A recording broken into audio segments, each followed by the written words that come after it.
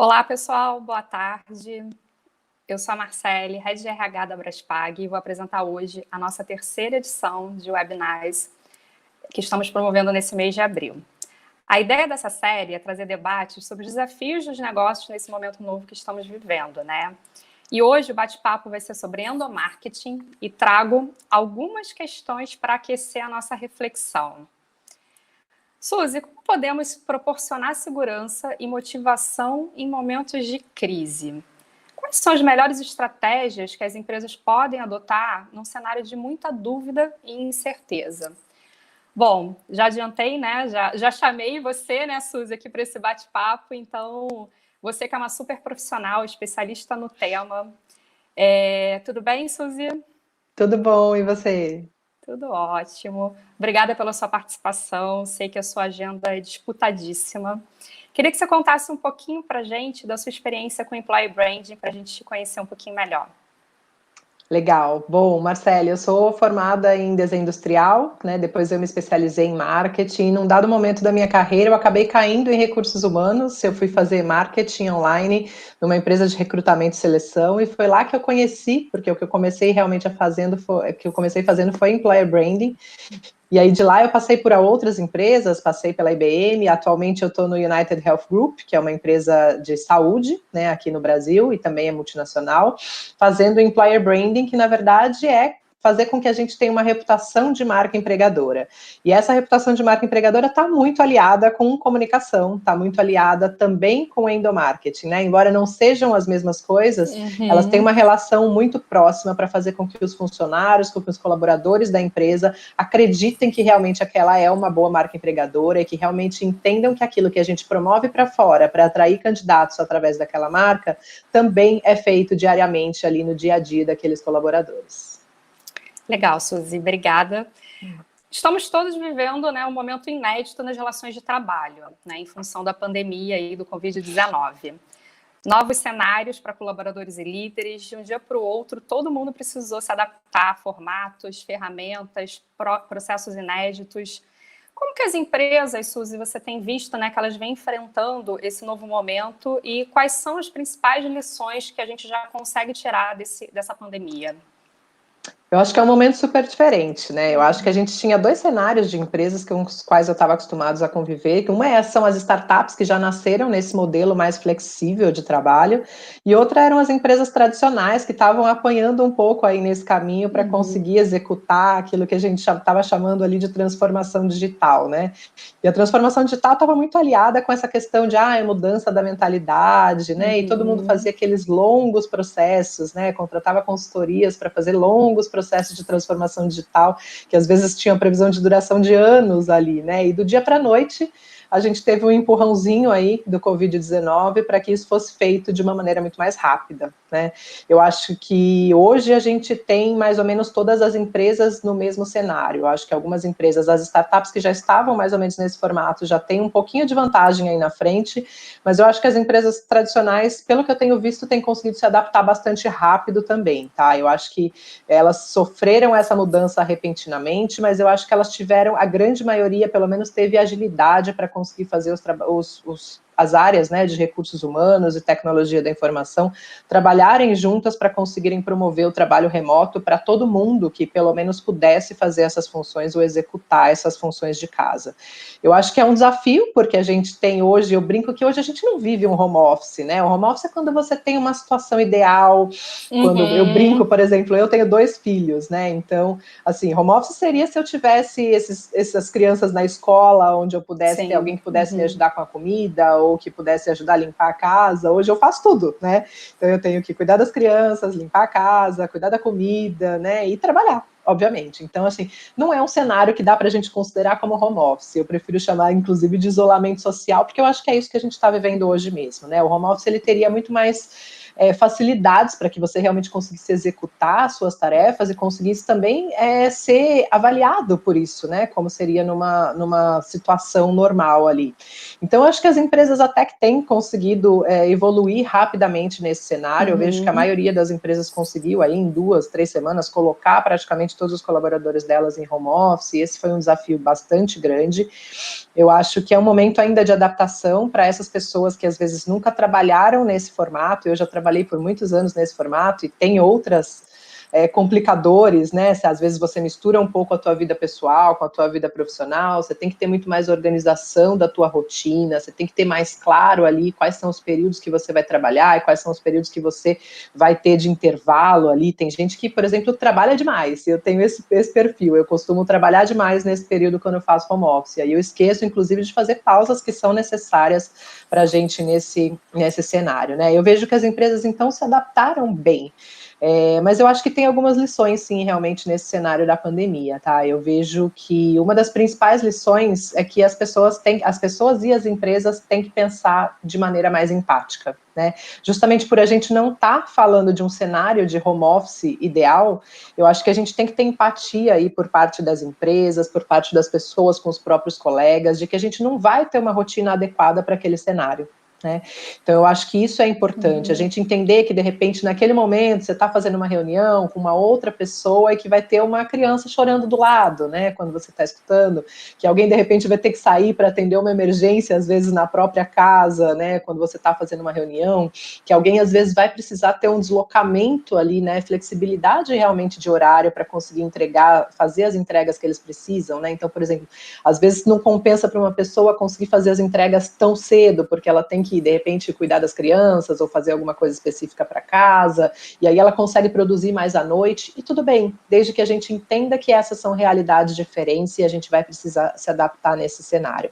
Eu acho que esse é um dos pontos para a gente entender nessa pandemia, que a empatia ela é algo muito necessário nesse cenário, entender que são realidades diferentes. Outro dia eu escutei uma frase que era bem importante, né? Estamos todos na mesma tempestade, mas estamos em barcos diferentes, né? Então, como é que a gente pode olhar esses barcos aí de maneira mais empática para ajudar as pessoas a trabalharem? E eu acho que a segunda lição é como é que a gente consegue, né? Eu acho que tem duas coisas que estão meio interligadas. Uma que é como é que a gente consegue dar agilidade, né? Então, acho que essa agilidade que foi gerada devido ao Covid, a gente passou anos aí nessa transformação digital e, de repente, do dia para a noite, a gente teve que fazer ela rapidamente, né? Então, a gente consegue ser ágil, sim. Talvez a gente precise de alguma pressão aí para conseguir a agilidade que realmente a gente precisa, mas a gente consegue ser ágil nesses momentos também para executar quando é necessário. E outra coisa é começar a medir performance à distância, né? Então, como é que a gente, nesse cenário, consegue ajudar as pessoas também a serem produtivas, né? E realmente a terem uma performance adequada, né? Considerando aí a empatia também nesse cenário, mas obviamente somos todos trabalhadores, geralmente de alguma empresa. Então, como é que você consegue ser produtivo e como é que você consegue ser avaliado também nesse cenário de alguma maneira, né? Nem todo mundo, a gente não está passando férias nesse cenário, né? A gente está aí produzindo coisas que a gente deveria estar produzindo nas nossas empresas no dia a dia. Então, tem duas mudanças aí que são bastante importantes. Eu compartilho da mesma percepção que você, né, em relação a essa questão do senso, né, de produtividade. Na Braspag, por exemplo, a gente já tinha alguns rituais e alguns processos estabelecidos que funcionavam tanto presencialmente quanto de forma remota.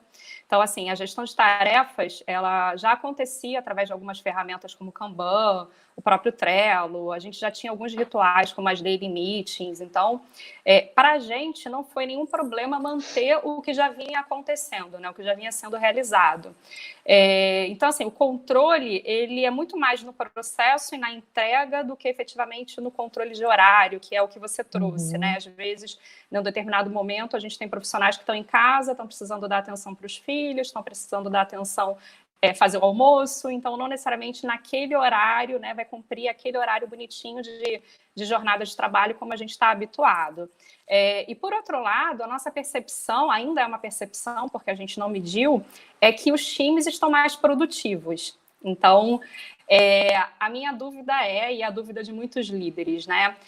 Você acha que a gente deve criar medidas de controle ou a gente deve continuar, pelo menos assim, como a gente está vivenciando hoje aqui na Braspag, em flexibilizar as nossas expectativas agora nesse momento de crise?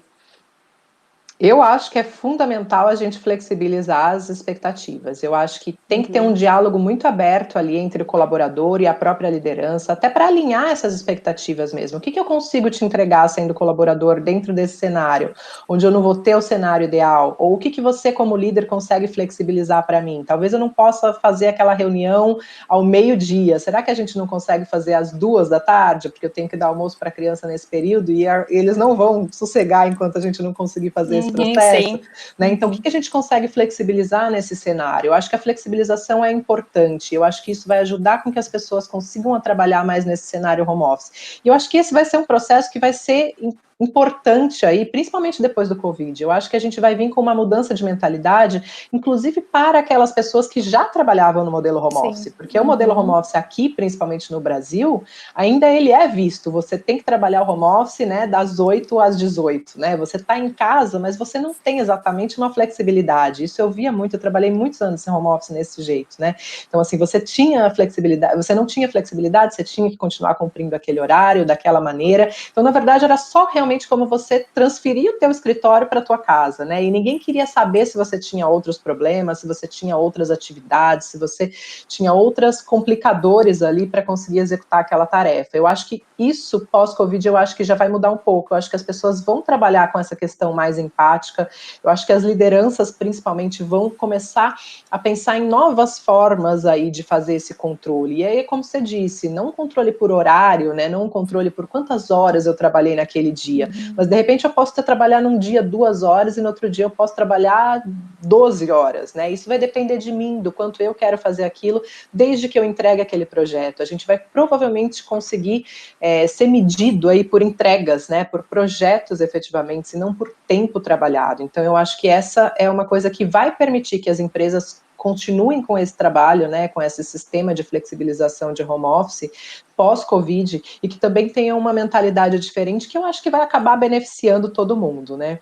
Claro que a gente tem um complicador aí, nem todo mundo está capacitado, e aí eu digo não só de lideranças para fazer essa avaliação, né, ou esse controle aí dessas medidas, né, dessa jornada de trabalho, mas também as próprias pessoas. Eu acho que tem muita gente ainda, né, muitos colaboradores que ainda estão despreparados para conseguir trabalhar home office. É difícil as pessoas. Tem gente que já vira para mim e fala assim: eu não consigo trabalhar home office, né? Eu não consigo me organizar, eu me perco, eu penso em outra coisa, eu distraio, né? Minha atenção muda. Então, tem gente que também vai ter que mudar um pouco o perfil nesse cenário. Então, acho que é um aprendizado para lideranças que vão ter que fugir desse controle rígido, né? E aprender a controlar as pessoas de outra maneira, né? De usar outros critérios para avaliar a sua performance. E aos colaboradores que também vão ter que mudar um pouco essa estrutura de home office, de apresentação de resultados e de conseguir se concentrar para executar realmente os seus trabalhos. Eu vejo duas competências fundamentais nesse momento pós-Covid. Eu acho que é a habilidade de se comunicar, então a gente é desafiado o tempo todo em se fazer presente, em saber realmente se a mensagem está chegando da forma que deveria chegar, né? Se a pessoa está recebendo a comunicação que eu quero passar enquanto RH, enquanto líder.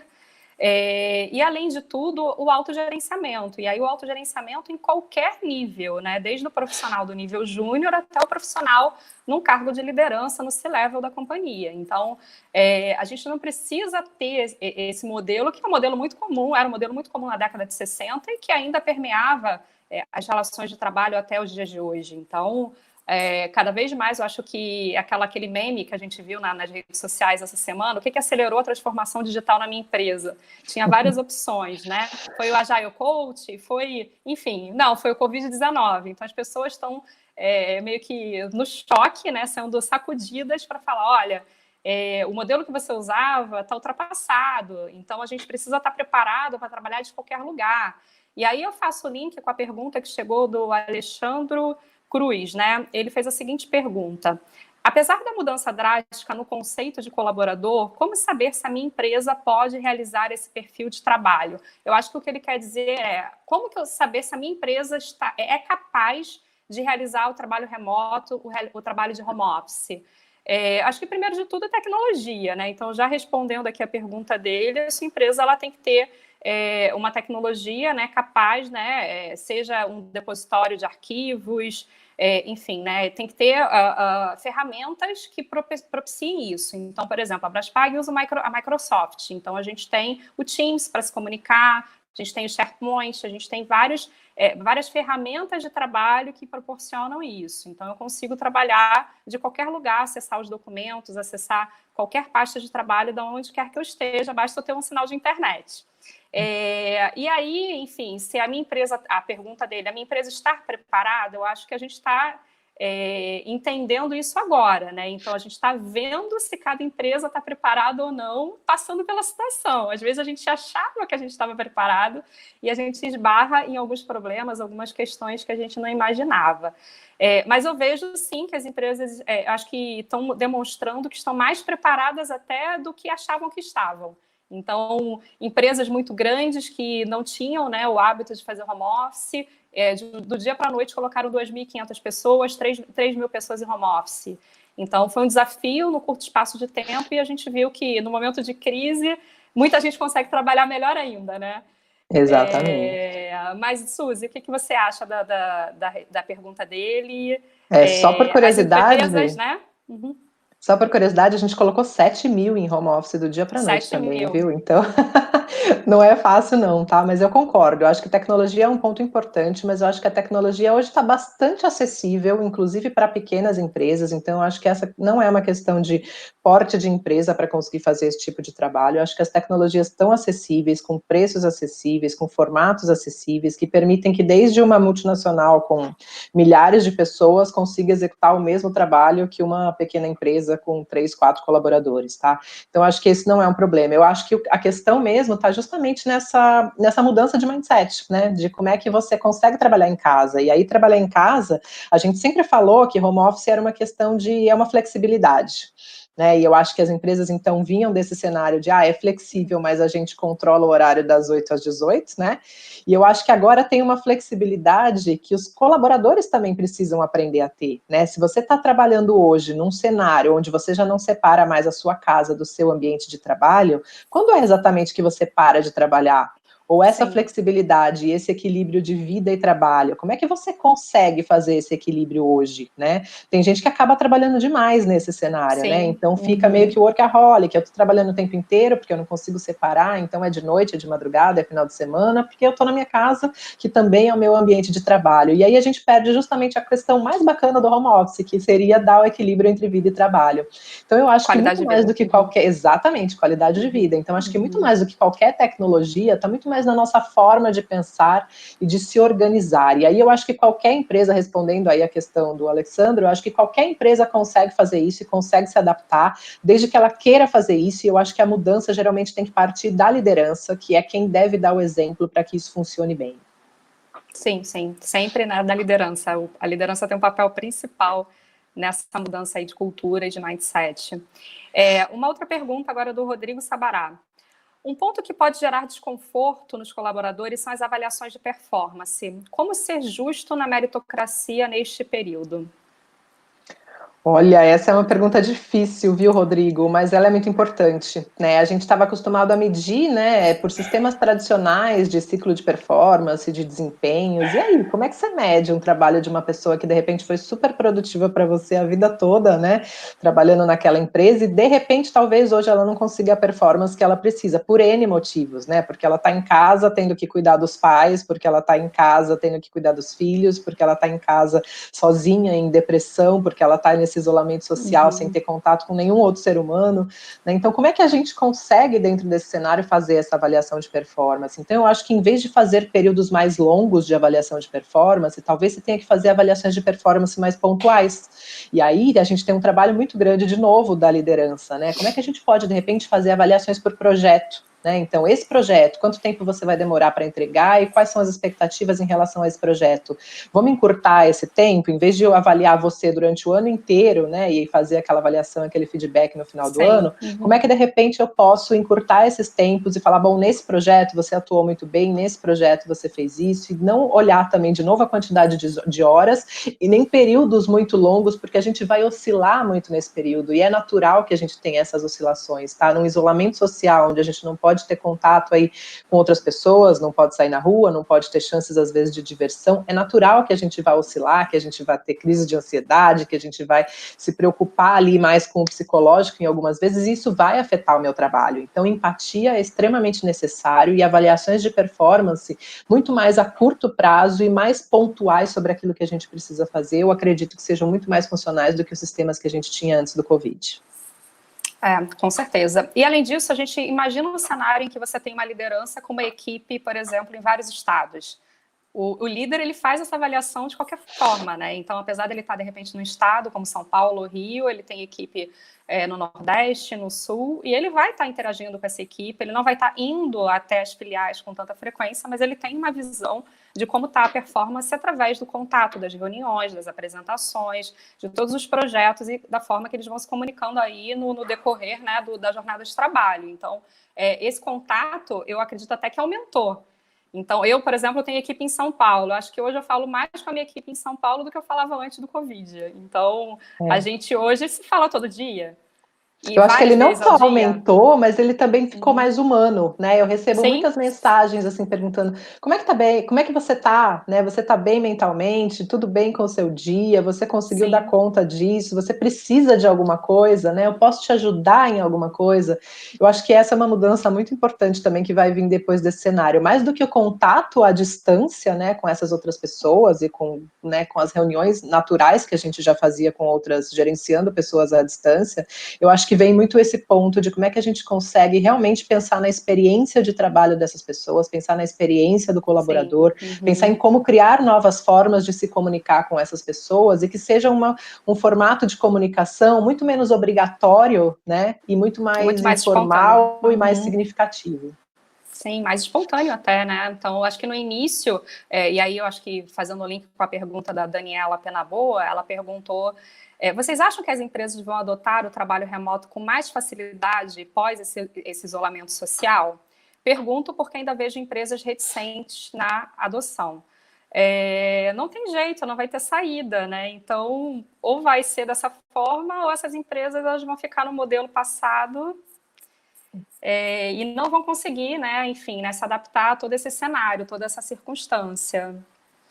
Concordo plenamente, eu acho que elas não vão voltar atrás, e eu acho que os colaboradores vão, né, fazer pressão para que isso continue, né, depois que você já teve, né, a sua mentalidade mudada de alguma forma, ela não volta ao tamanho original, né, então eu acho que é assim, quando a gente liberou para que isso fosse feito, né, o home office fosse uma política adotada, eu acho que a gente tem duas questões muito importantes, eu acho que os colaboradores vão cobrar por isso, né, vão querer que as empresas tenham isso como algo comum, né? E aí eu acho que muitas empresas que também utilizavam, e aí vendo um outro lado, né, utilizavam o home office aí como um diferencial, hoje elas perderam esse diferencial, né? Então, qual é o diferencial que essas empresas vão oferecer se antes era home office e hoje todo mundo praticamente está oferecendo home office e vai ter que continuar oferecendo após o Covid, né? Então, que diferencial você pode ter para conseguir atrair e reter os seus talentos também? Sim. E Suzy, os colaboradores eles estão nas suas casas, né, trabalhando, as empresas agora se deram conta que não tem mais limite entre rede pessoal, rede profissional, que horas que começa meu trabalho, que horas que termina, então a gente está vendo que cada vez mais essas coisas estão entrelaçadas, né? Como que a gente pode orientar os nossos colaboradores nesse momento, usando aí a exposição deles para fortalecer a imagem da marca empregadora? Eu acho que esse é um momento bem decisivo, né? Eu acho que as empresas que já estavam mais preparadas, né, ou que já ofereciam uma experiência de colaborador mais adequada, já usavam esses colaboradores como embaixadores de marca mesmo, né? Espontaneamente essas pessoas já publicavam coisas na internet, já falavam sobre as marcas e etc. Eu acho que nesse cenário que a gente está de isolamento social, na verdade muito mais aflorado tudo isso, né? Então faz com que as pessoas tenham uma necessidade, né, de usar a tecnologia, de conversar, de exprimir opiniões, né? Não é à toa que a gente não aguenta mais lives aí no Instagram, né? Todo mundo do dia para a noite resolveu fazer live. Então as pessoas estão começando a usar essa tecnologia e eu acho que é um complicador aí para as empresas, porque eu acho que muita gente ainda realmente não tem às vezes parece tão básico a gente falar de boas práticas em redes sociais, né? Quando eu comecei a trabalhar em 2000 e sei lá quanto, com redes sociais, a gente falava isso, né? Aqueles guides de do's and don'ts, o que fazer e o que não fazer nas redes sociais, e a gente hoje, né, falava, nossa, mas isso é tão básico, né? Parece tão simples, mas a verdade é que a gente não tem. A grande maioria das pessoas perde justamente esse comparativo, né? Os ambientes se misturam, o que é casa se mistura com trabalho, e aí elas não conseguem desenvolver, às vezes, comunicações diferentes, né? E formatos de comunicação diferentes com cada um desses pontos. Eu acho que assim, eu sou totalmente contra as empresas a proibirem a liberdade de expressão das pessoas, eu sou aquela pessoa contra proibir que as pessoas se manifestem nas redes sociais. Se ela quer falar sobre isso, fale, né? Depois a gente pode também usar aquilo como um feedback e ter uma oportunidade de melhorar se aquela pessoa exprimir uma opinião negativa sobre a marca ou sobre o formato de experiência de trabalhador, de colaborador que ela está vivendo naquele momento. Eu sou muito mais a favor de ouvir, de monitorar, no sentido de conseguir construir caminhos melhores para esses colaboradores trabalharem, mas eu sei que nem todas as empresas pensam assim. Então esse é um caminho bastante complexo. Eu acho que dá para você fazer, mas eu acho que assim, hoje, por exemplo, eu não faria o que não fazer nas redes sociais, eu falaria o que o que é bom você fazer nas redes sociais, né? Sim. Então, fale sobre a sua marca, fale sobre a sua experiência de trabalho. Eu acho que dizer coisas que possam criar valor para a marca e mostrar para aquele colaborador o quanto é importante que ele se posicione, né, naquele momento, é importante também, né? E acho que à medida que ele vai entendendo isso, ele também vai criando uma imagem mais positiva da marca. Eu acho que as marcas que inibem nesse cenário, ou as marcas que de alguma forma se contradizem, são as marcas que mais vão sofrer nesse ambiente, né? Então, por exemplo, se eu digo uma coisa na imprensa, eu faço uma propaganda e vendo a minha marca de uma determinada forma, e aí vem um colaborador meu e coloca uma imagem completamente diferente, antagônica nas redes sociais, isso é o que provoca confusão, né? Então eu acho que assim, cada vez mais as marcas também vão ter que ser pautadas para serem verdadeiras, né? Para que elas proporcionem experiências que realmente sejam positivas e que correspondam às realidades do colaborador, para que esse colaborador possa falar verdades nas redes sociais. Sim, sim, com certeza. E que recomendação, acho que é a nossa última pergunta, que o tempo está esgotando, Suzy. Que recomendação você deixaria para os líderes que ainda estão inseguros sobre como gerir times à distância, tendo em vista que a gente não sabe quanto tempo vai durar esse isolamento social? Não sabe mesmo, né? Eu acho que isso é uma coisa que realmente a gente não tem em mente, que é algo que a gente nunca esperou viver, uma coisa completamente fora aí das nossas gerações. Eu acho que ninguém há 2, 3 meses atrás pensava que a gente chegaria num cenário como esse. É um desafio para todo mundo, é um desafio bastante grande para a liderança, mas eu acho que assim, quanto mais fiel àquilo que você é como pessoa, eu acho que mais os seus colaboradores confiam em você, tá?